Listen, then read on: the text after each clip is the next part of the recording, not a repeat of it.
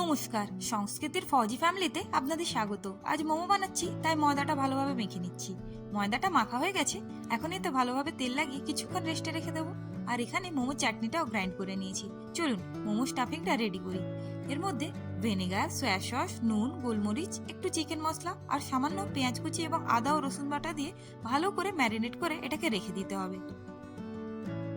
Marinate করা হয়ে গেছে, এবার এটাকেও কিছুক্ষণ ঢাকা দিয়ে রেখে দেবো। আমি ময়দাটাকে ছোট ছোট করে লুচির মতো ভাবে বেলে নিয়েছিলাম। এবার এর মধ্যে স্টাফিং গুলো ভরে নিচ্ছি, একটু না বাইরে যেন বেরোয়। বাইরে বেরোলেই একটু স্ট্রিম হতে প্রবলেম হয়। অনেকগুলো রেডি করে নিয়েছি, আর কিছুটা বাকি রয়ে গেছে। চলুন ওগুলো তাড়াতাড়ি রেডি করে নিই। আমার মোমো বানানোর বাসন নেই, তাই এই প্লেটটার মধ্যে সাজিয়ে এটাকে স্ট্রিম করে নেব।